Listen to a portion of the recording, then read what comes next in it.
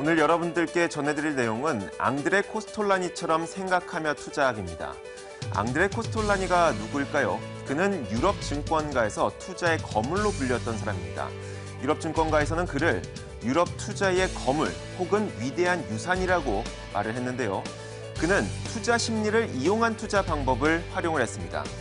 그가 생각하는 주식 투자의 원리는 단 두 가지로 압축됩니다. 수요와 공급, 즉 무엇인가를 매수하려는 심리 그리고 매도하려는 심리, 이 두 가지만 갖고 주식시장이 움직인다고 봤습니다. 그러면 이런 질문이 나오게 되죠. 악재가 있을 때 하락하고 호재가 있을 때 올라가는 거 아닐까요? 라는 이야기가 나오게 되는데 잘 생각해보면 뉴스가 먼저 나올까요? 아니면 시세가 먼저 움직이게 될까요? 단적인 예를 들어보겠습니다. 만약에 지난 밤 사이에 미국의 고용지표가 좋아진 것으로 발표났다고 가정해보죠.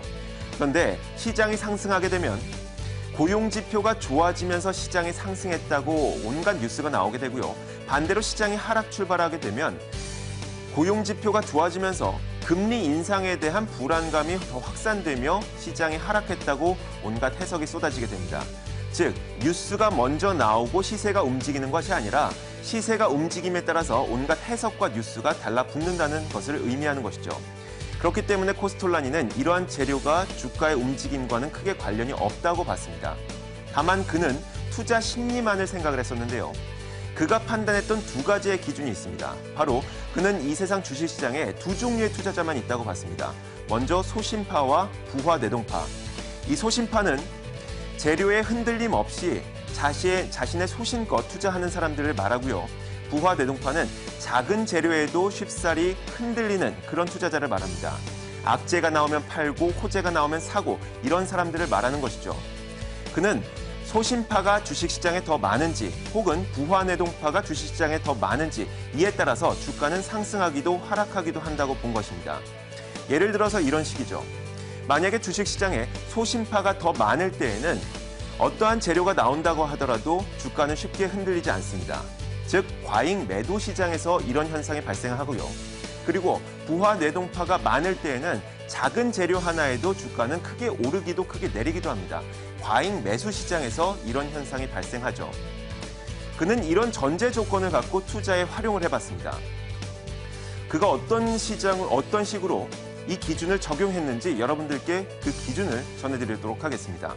먼저 첫 번째로 시장이 호재에도 불구하고 주가가 상승하지 않을 때 그는 이렇게 봤습니다. 부화 내동파 투자자들이 이제는 주식을 살 만큼 사들여서 더 이상 살 수 없는 시기라고 본 겁니다. 그만큼 주가는 최고점에 이르렀다고 본 것이죠. 반대로 시장이 악재에도 불구하고 더 이상 하락하지 않을 때 그는 이 시기를 투자하기 매우 좋은 시기라고 봤습니다. 그 이유는 이제 부화 내동파 투자자들이 더 이상 빠질 만큼 다 빠지고 소심파 투자자들만 주식시장에 남아있기 때문이라고 본 것이죠. 그렇기 때문에 이 시점을 최저점으로 이제 앞으로 주가가 상승할 수 있는 시기라고 본 것입니다. 그는 거래량도 꽤 큰 의미가 있다고 봤습니다. 만약에 거래량이 늘어나면서 주가가 상승할 때 이 시기를 많은 증권 전문가들이 매우 투자하기 좋은 시기라고 보는데 하지만 그는 조금 시각이 달랐습니다. 이 시기에는 이미 부화 내동파들이 많은 매수 물량을 사들이고 있는 시기라고 봤습니다.